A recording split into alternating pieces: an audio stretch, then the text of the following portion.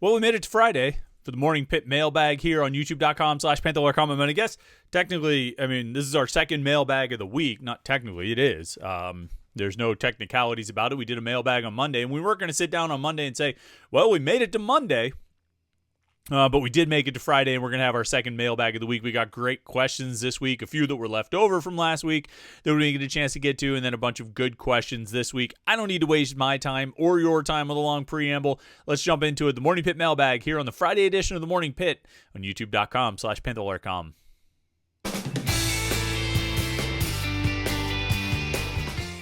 I guess the real upside of this Friday, as opposed to most Fridays, is depending on when you're watching this, we are either anywhere from 28 to less than 24 hours away from the start of the season opener. Pitt kicks off the 2025 season against Duquesne tomorrow at Acrisure Stadium. Can't wait for that. It's a noon kickoff. Not that I'm necessarily expecting a competitive game, or anyone should be expecting a competitive game, but it's football. It's back. It's live. We'll be in person for it. There's everything to look for. It looks like it's going to be a nice day tomorrow. At least when I'm recording this, it looks like the weather's going to be nice for tomorrow. Hopefully it doesn't take a terrible turn for the worst, but I think it's going to be a nice day. We're going to be watching football. This is a good thing. College football is officially underway, and Pitt football will be officially underway tomorrow. And we're going to have all kinds of new things to talk about. After spending the last 9 months talking about what we think this team is going to be, we'll actually have some visual evidence and some extent of confirmation. But there was actually a good question in the mailbag this week about that. So I'm going to about how much we can really take out of this game and what it really means. And I've got some thoughts on that. But great questions all around from people on the message boards at Panther-Lair.com. Remember, if you want to be part of the mailbag, the only way to do it is on the Between Fifth and Forbes message board at Panther-Lair.com. But really, if you want to be locked in the most comprehensive coverage of Pitt sports, the best coverage of Pitt sports that you're going to find, the place to do is at Panther-Lair.com, the Pitt site on the 24/7 Sports Network. And if you're there, you get all the coverage and the content from us, but you also going to be part of the community on the message boards. It's the best online community of Pitt fans you're going to find. It's right there at Panther-Lair.com. And our YouTube channel here, make sure you like and subscribe so you don't miss any of our Pitt video content, these daily morning Pitt videos every day of the week, Monday through Friday, our weekly live show. We do every Wednesday night at 8:30 p.m. We'll have our post-game show tomorrow night after the Duquesne game ends, probably around 6:30 or 7. Got to have time to go to the post-game press conference and come home after the game and everything like that. But we'll have that live show tomorrow night. That'll be a lot of fun. It always is. If you want to make sure you don't miss it, because we don't know what time we're going to start, the best way to do it is to subscribe to our YouTube channel and turn on notifications. That way you'll get an alert every time we go live. All right, let's jump into the questions. We had some, like I say, left over from last week, so we'll start there with these 3, and then we'll move into this week's questions. Jay Leisinger says, do you have any idea what the coaches are seeing when they say things about a player early on that'll be a star, like Jordan Addison or Elijah Cansey? Is it just how good they are before they're coached up?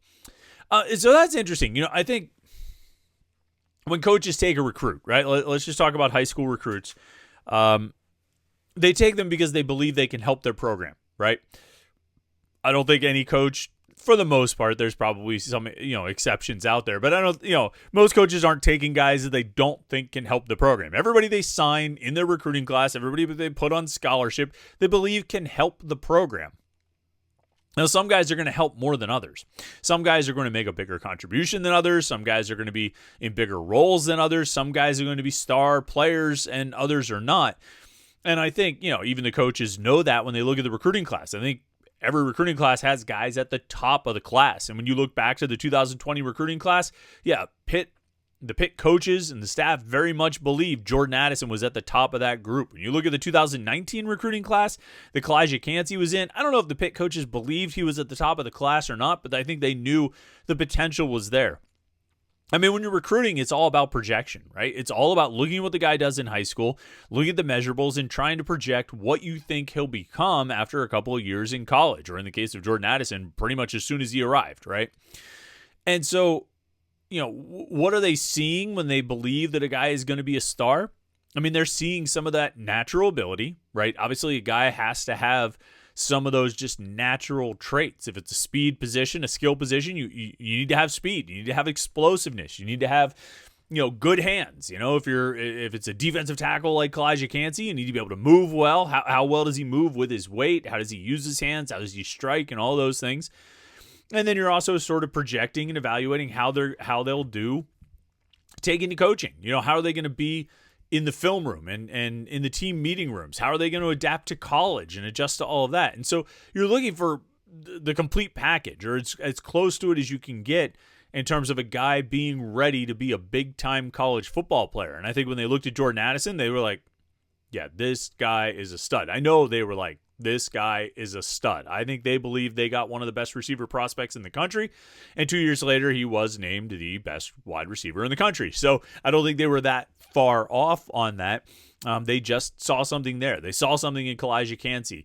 Years ago, the Pitt coaches saw something in Aaron Donald that they just believed this was a stud prospect who could be really good in college. And so, I mean, what are they seeing?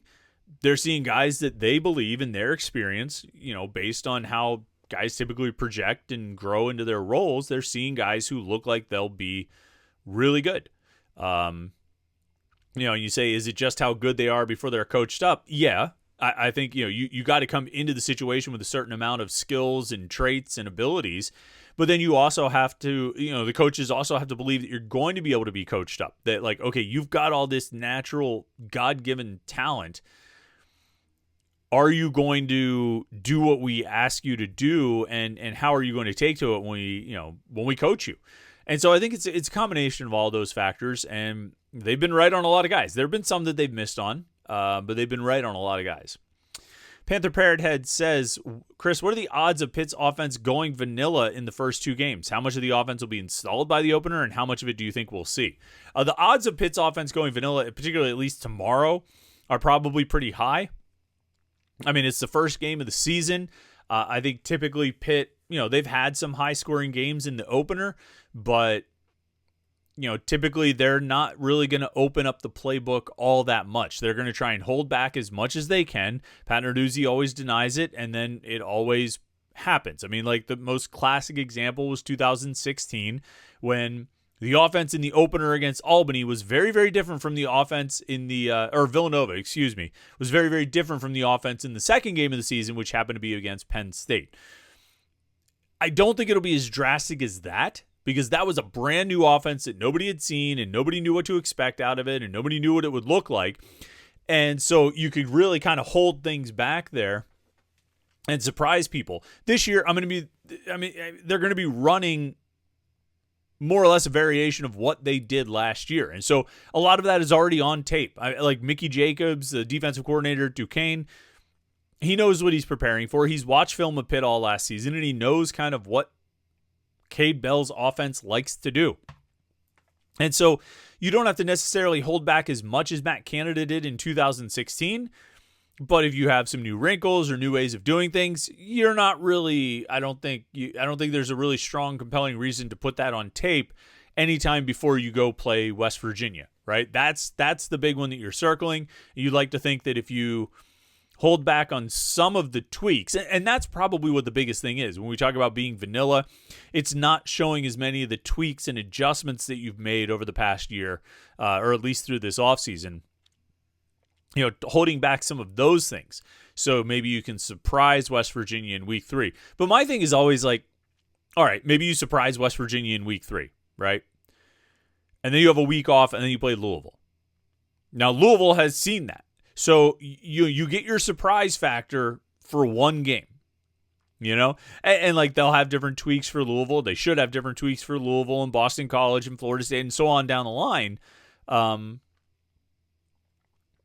But if you're really holding something back, like 2016, right? They held it back, and then they rolled it out against Penn State, and they totally caught Penn State off guard, and it was a big determining factor in winning that game. But then after that, the element of surprise is gone. You just need to be good at what you do. And like, that's always my thing. Like, what's more important, like surprising a team or just being good at what you do? Because eventually you're going to run out of surprises, at least anything as drastic as what we saw in 2016 when they came out with all the sweeps and things like that. So eventually you just got to be good at what you do. And, I think you could make a case that you probably have a chance to be better at what you do against West Virginia if you get some practice in live games, like against Duquesne and Central Michigan. So we'll see what they do. I'm guessing it'll look a lot like last year. There's not really aside from what I just said, there's not really a compelling reason to show more than you showed last year. So that's probably my expectation. Potter County native says, who gets the first sack for Pitt this season, and how long does it take to happen? That's an interesting question because I think Duquesne's got a pretty veteran offensive line. I don't think they gave up a ton of sacks last year. And so their pass protection might be pretty decent. It might take a little while for Pitt to get a sack. It might be into the second quarter, maybe into the third quarter. Who gets the first sack? I mean, the obvious answer would be like Jimmy Scott. So I'm going to go with let's say Francis Brew gets a sack at the end of the second quarter. All right, driving on a 2-minute drill. Francis Brew gets the first sack of the season at the end of the second quarter. Write it down, book it, and lock it. All right, moving into the questions from this week. Some great ones here. Smenges says, Eli Holstein mentioned that this is the first offseason where he got reps with the ones, and he's in sync with offensive coordinator Cade Bell. Assuming a healthy Eli and healthy offensive line, is it fair to expect Holstein to be significantly better in all major categories than he was in his first 7 starts last season? Yeah. I think it's fair to expect that. I think it's fair to think of the right word here, not just expect it, but it's fair to say that he needs to be better than he was in his first 7 starts last season. He was pretty good. I think through those first, even you could include 8 games because he started and played effectively the whole game at SMU. And I think he averaged like 257 passing yards per game. I mean, he was still on a 3,000-yard pace, even with those, not highly productive games against Cal, Syracuse, and ultimately SMU. And so I think when you look at it, he should be better than he was. He's a year older. He has that much more experience. He made 10 starts last season. He played in 8 full games. He threw 23 passes or however many against Virginia. So, I mean, he's played a lot. Some of the, part of the excuse last year is that he got hurt. And I think that's a legitimate excuse. Another part of the excuse is, he was a redshirt freshman starting for the first time. And that's true. All those things are true and accurate and certainly culpable for how he played once he wasn't playing as well. But now he's healthy. He's got that experience. He's in his second year of the offense. He should be ready to go out there and play at a high level and execute at a high level. Even better than he did, not just in the first 7 or 8 games, but in the first 5 games. Because as good as he was in some of the heroics he had, there were still some moments where he really struggled in those first 5 games. And we've talked about this a million times. He needs to be better than that. He needs to be more consistent than that. He needs to be more efficient than that. He needs to take better care of the ball. He does need to be a lot better. And I say that as someone who thinks he was pretty good last year. He needs to be a lot better in 2025. Pitt needs him to be a lot better. And if this team is going to surpass the over-under for wins, if this team is going to get into the 8, 9, 10 win category, a lot of it's going to have to do with Eli Holstein being really good and playing at a high level. So I think you should expect it. Let's see. STR Pitt 61 says, if you could pick one player on the team to guarantee they wouldn't get injured this year beside Desmond Reed, who would it be? I think a couple of weeks ago, if you had asked me this question, I mean, Desmond Reed, again, is the obvious answer. But I think if you had asked me this question a couple of weeks ago, I probably would have said Eli Holstein. And I still think you want to keep Eli Holstein on the field as much as possible. But the 2 injuries at linebacker, I don't think you can afford another injury there. I really don't. You've got to keep Kyle Lewis, Braylon Lovelace, and Rasheem Biles on the field. Those guys have to be out there because there's just no depth. And Cam Lindsey can play. They'll get Nick Lappy out there, but the depth they had, which made that position a strength, is pretty much gone. And I say that as someone who likes Cam Lindsey a lot, and I think he'll play a ton. I think he'll play more than he would have if Jeremiah Marcelin and Jaden Bonsu were playing and active this season. But now that they're not, he's gonna play even more, but he's kind of the entirety of the depth. And so you really need those 3 top linebackers to stay healthy, stay on the field. I don't think you can afford to lose one of them. And I tell you, kind of a low key, this guy can't get injured is Lyndon Cooper. I mean, we saw last year when Lyndon Cooper went out, it kind of like totally derailed the offense for a brief period, like in that Clemson game. So they need to keep him on the field too. I don't know what the drop-off is like from him to Ryan Coretta or whoever the backup center might be, but they need to keep Lyndon Cooper on the field too. I think he's pretty important to this whole operation. Zenmeister 1992 says, what do you attribute all the true freshmen on the depth chart to? Is it the transfer portal, the quality of players in this class, or lack of depth of the rest of the roster? That's a good question. We talked about this with the true freshmen, that they have, I think, 11 true freshmen on the initial 2-deep. This season is more than they've ever had on the 2-deep to start a season under Pat Narduzzi. I think there's a few factors. One, they just list more players. There's 8 to 10 more players listed on the 2-deep this year than there were last year or the year before that. They're just putting a lot more guys. A lot of positions have 3 deep listed on the 2-deep. Sometimes with an or between the backup and the next guy, and sometimes without. Sometimes just with 3 names listed there. And so they are listing more players, and so you get into freshmen. I forget what I counted, I think 68 players are listed on the 2-deep between offense, defense, and special teams. So, more than half the roster, and well more than half the scholarship roster. So, they are just listing more guys, and I think that's part of it. I also think part of it is I think there are really good freshmen in this class. I think, Ja'Kirian Turner, the 3 receivers, Josh Garrier. These guys have made a positive impression, and they're probably going to make an impact this season and be part of what Pitt does. And now in some cases, the 3 receivers, Pitt doesn't have great depth at receiver, and so it was inevitable that at least one of those freshman receivers was going to not take a red shirt and probably be a contributor and on the depth chart and all that. But now it looks like even more of those guys, with all 3 of them making the 2-deep. So it's a combination of factors. It's a combination of listing a lot of guys. It's a combination of, the depth not being great at some of these spots where they need to put more guys out there. It's a combination of some guys just being that good, like Ja'Kirian Turner or Josh Garrier. So there's a variety of factors that go into loading up the depth chart like that. Last one here, Zenmeister 1992 asks, he just asked the freshman question. He's asking another one. It says, given that the opponent is Duquesne, is there anything that you see on Saturday that would make you feel better about this season for Pitt? I often feel like these games are more so games where you only really come away from them feeling worse about things, not better. Yeah, this is something I was thinking about. One of the biggest questions for Pitt this season is whether the offensive line can be better than it was a year ago.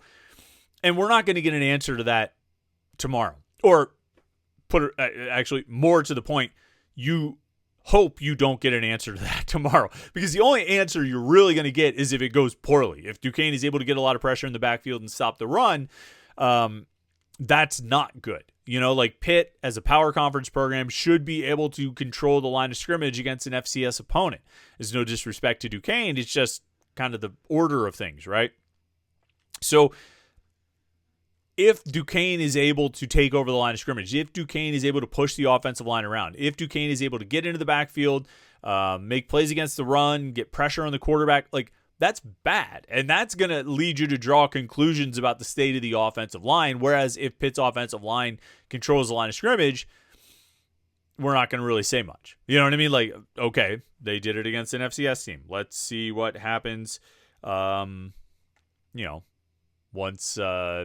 they play a power conference opponent, which won't happen until week 3, right? I will tell you, there's one spot, and that kind of applies to just about everybody on the team, but there is one spot where I think we might see something, or the potential exists to see something that makes an impression, and that's the kicking game. Trey Bukowski, the true freshman who won the starting place kicking job, he can show us what he can do on the field goal unit. If they line up for a long field goal or even a medium field goal, like that, not affected. That's sort of opponent independent, to a large extent. Sometimes their opponents are able to get after the kicker or block kicks or things like that. But I think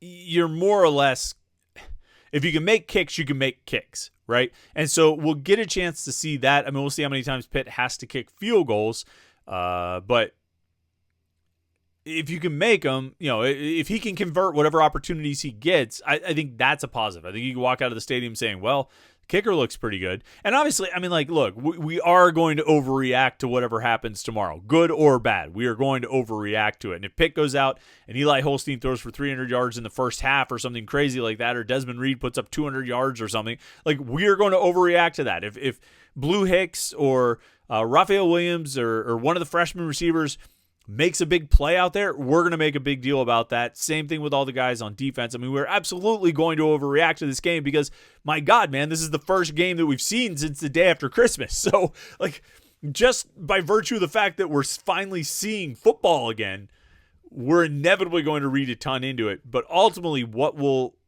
carry over is the kicking.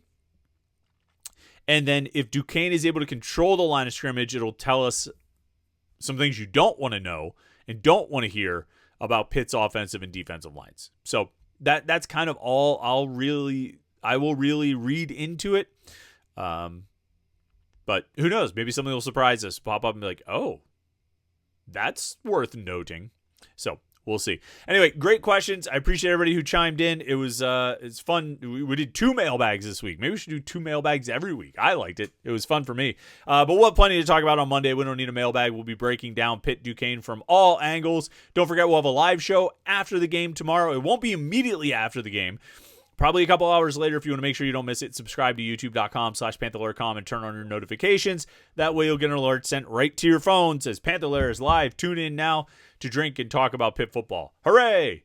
All right. Thanks so much for watching today. Thanks everybody who submitted questions. I appreciate it. Make sure you like and subscribe. And maybe we'll see you in the parking lots tomorrow. If you see me walking to the stadium or walking away from the stadium, say hello. It's always fun to crash the tailgate for a few minutes. So we'll look for you tomorrow. Enjoy the game. And we will talk to you tomorrow night for the live post-game show. And then we'll be back at it with the Morning Pit on Monday. youtube.com/Panther-Lair.com.